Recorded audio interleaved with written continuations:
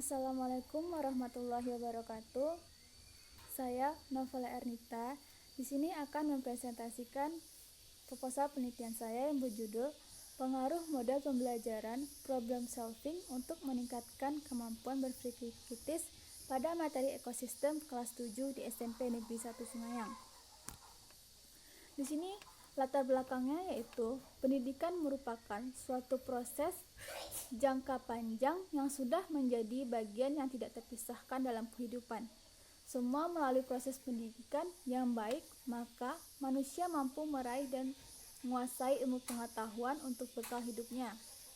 Dengan melalui proses pendidikan yang baik, tentu dapat menciptakan mutu kualitas pendidikan maupun mutu peserta didik. Pendidikan juga dapat dimaknai sebagai proses tingkah laku peserta didik agar menjadi manusia yang mampu hidup mandiri dan sebagai anggota masyarakat yang baik dalam lingkungan sekitar.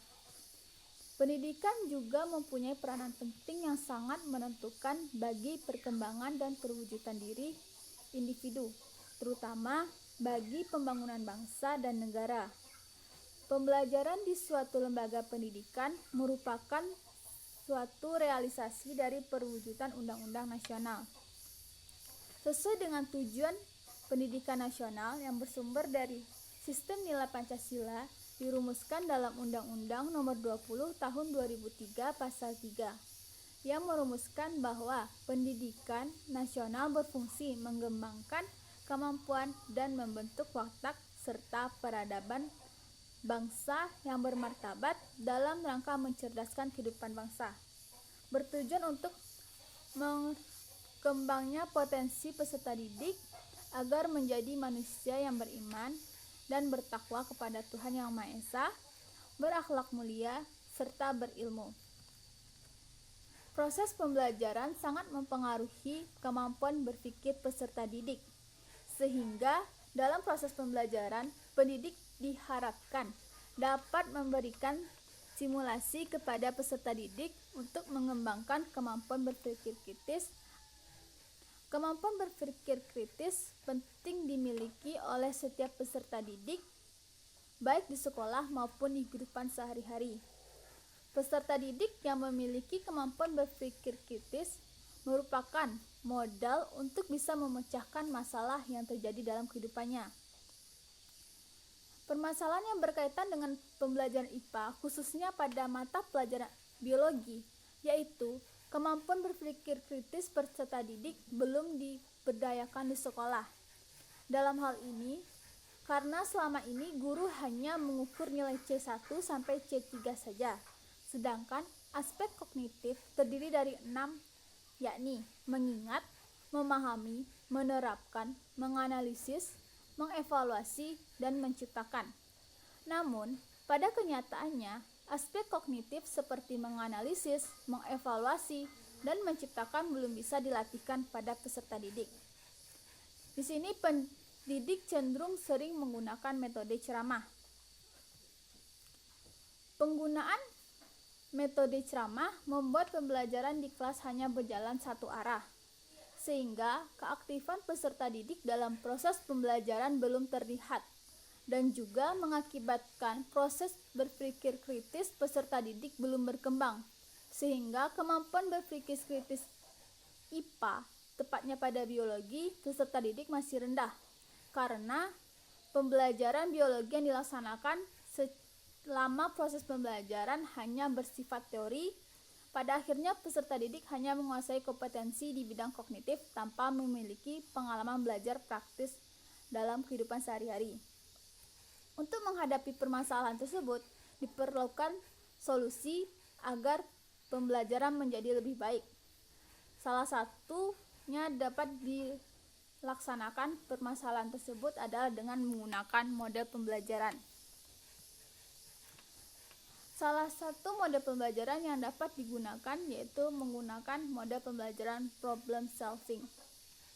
Model pembelajaran yaitu suatu perencanaan atau pola yang dapat pendidik gunakan untuk mendesain pola-pola mengajar secara tatap muka di dalam kelas atau mengatur tutorial.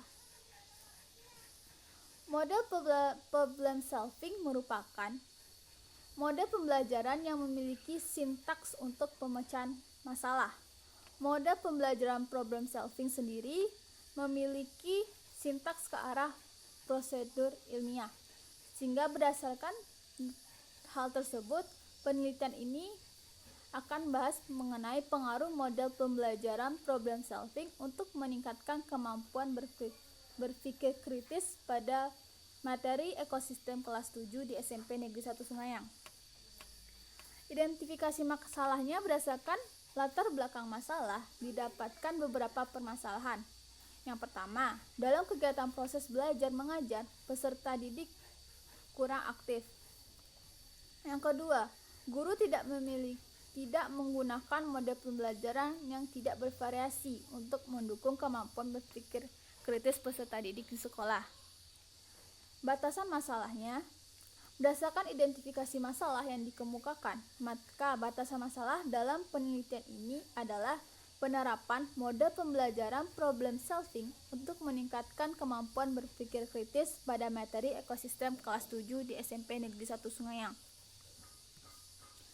Berdasarkan identifikasi masalah dan batasan masalah, dapat dirumuskan permasalahan, yaitu apakah ada pengaruh model pembelajaran problem solving untuk meningkatkan kemampuan berpikir kritis pada materi ekosistem kelas 7 SMP Negeri 1 Sungayang.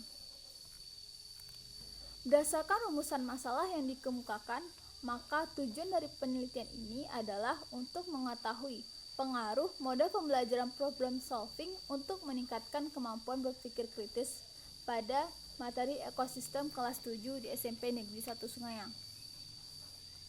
Dari penelitian ini diharapkan agar dapat bermanfaat bagi siswa, yaitu membantu dalam meningkatkan cara belajar peserta didik dan bagi guru menjadi bahan pertimbangan melalui model pembelajaran yang tepat dalam menyampaikan materi pembelajaran.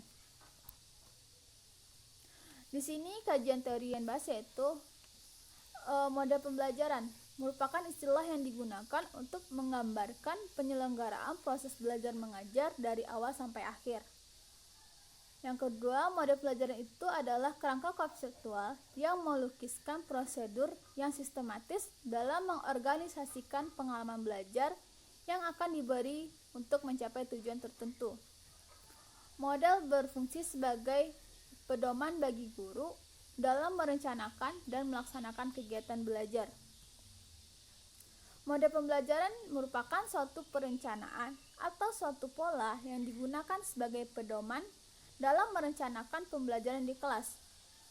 Model pembelajaran mengacu pada pendekatan pembelajaran yang akan digunakan, termasuk di dalamnya tujuan-tujuan pengajaran, tahap-tahap dalam kegiatan pembelajaran, dan pengolahan kelas. Sedangkan model pembelajaran problem solving menurut Henry Murray menjelaskan bahwa pembelajaran berbasis problem solving merupakan salah satu dasar teoritis dari berbagai strategi pembelajaran yang menjadikan masalah atau problem sebagai isu utamanya. Dalam problem solving, peserta didik belajar sendiri untuk mengidentifikasi penyebab masalah dan alternatif untuk memecahkan masalahnya. Tugas guru dalam metode problem solving yaitu memberikan kasus atau masalah kepada peserta didik untuk dipecahkan. Langkah-langkah dalam model pembelajaran problem solving, yang pertama yaitu merumuskan masalah, yang kedua menelaah masalah, yang ketiga merumuskan hipotesis, yang keempat mengumpulkan informasi, yang kelima pembuktian hipotesis, dan yang terakhir menentukan pilihan penyesuaian. Model pembelajaran problem solving ini memiliki keunggulan. Yang pertama, mendidik peserta didik berpikir secara sistematis, mampu mencari jalan keluar dari suatu kesulitan yang dihadapi, belajar menganalisis suatu masalah dari berbagai aspek, dan mendidik anak tidak mudah putus asa dalam menghadapi kesulitan, mendidik anak percaya pada diri sendiri. Selain memiliki kelebihan, model pembelajaran problem solving juga memiliki kekurangan. Yang pertama, menentukan suatu masalah yang tidak yang tingkat kesulitannya sesuai dengan tingkat berpikir siswa. Yang kedua, proses belajar mengajar dengan menggunakan dan menerima informasi dari guru menjadi belajar dengan banyak berpikir memecahkan masalah sendiri atau kelompok. Dan yang ketiga, kemampuan berpikir kritis. Di sini kita lihat dari pengertian di berpikir. Berpikir itu merupakan suatu kegiatan mental yang melibatkan kerja otak. Konteks pembelajaran yang mengembangkan kemampuan berpikir ditunjukkan untuk beberapa hal. Yang pertama, mendapat latihan berpikir secara kritis dan kreatif untuk membuat keputusan dan menyelesaikan masalah dalam bijak.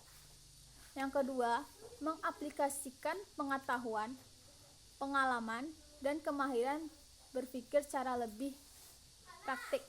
Yang ketiga, menghasilkan ide. Yang keempat, mengatasi cara-cara berpikir yang terburu-buru. Yang kelima, meningkatkan aspek kognitif dan afektif. Dan yang keenam, bersifat terbuka dalam menerima dan memberikan pendapat. Pengertian berpikir kritis itu yaitu merupakan proses yang terus-menerus dan teliti. Berpikir dimulai apabila seorang dihadapkan pada suatu masalah. Berpikir kritis sebagai kegiatan menganalisis ide atau gagasan ke arah yang lebih spesifik, memperdayakan secara tajam, memilih, mengidentifikasi, mengkaji, dan mengembangkan ke arah yang lebih sempurna. Dalam pengertian ini, berpikir kritis digunakan seseorang ketika memilih informasi yang telah dipilih, menyimpulkan, dan menerapkan konsep tertentu dengan tepat menggunakan evaluasi. Selanjutnya, kerangka konseptual. Di sini karena berpikir kritis yang lemah, maka perlu diadakan proses pembelajaran yaitu dengan perlakuan model pembelajaran problem solving, sehingga diharapkan tingkat berpikir kritis itu akan meningkat. Selanjutnya itu dari jenis penelitian. Jenis penelitian di sini yang digunakan adalah query eksperimen, yaitu yang memiliki kelompok kontrol tetapi tidak berfungsi sepenuhnya untuk mengontrol variabel-variabel luar yang mempengaruhi pelaksanaan eksperimen. Penelitian yang akan dilakukan menjadi dua kelompok. Kelompok pertama adalah kelompok eksperimen, yaitu kelompok peserta didik yang mendapat perlakuan pembelajaran menggunakan model pembelajaran problem solving. Dan yang kedua, kelompok kontrol, yaitu peserta didik yang mendapat perlakuan pembelajaran dengan penerapan model ceramah. Desain pada penelitian ini adalah pretest, post-test group design. Dan populasi untuk penelitian ini adalah seluruh siswa kelas 7. Variabel penelitian terdiri dari dua, itu variabel bebas dan variabel terikat. Variabel bebasnya yaitu model pembelajaran problem solving, dan variabel terikatnya yaitu berpikir kritis siswa. Instrumen penelitian yang digunakan yaitu untuk tes kemampuan berpikir kritis menggunakan tes uraian.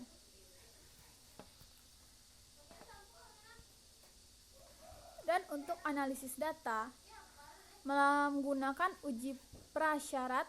Yang pertama, uji normalitas dilakukan apakah data memiliki distribusi normal, di mana hipotesisnya H0 adalah distribusi data normal dan HA adalah distribusi data tidak normal. Kesimpulannya, jika signifikasi kecil dari 0,05 maka H0 ditolak, artinya data tidak terdistribusi normal. Jika signifikasi besar dari 0,05 maka H0 diterima, artinya data terdistribusi normal. Uji prasyarat yang kedua yaitu uji homogenitas, dilakukan apabila data memiliki varian sama atau berbeda. Dan kesimpulannya, jika signifikasi kecil dari 0,05 maka varian kelompok data tidak sama. Jika signifikasi besar dari 0,05, maka varian kelompok data adalah sama. Dan selanjutnya, uji beda dua rata-rata.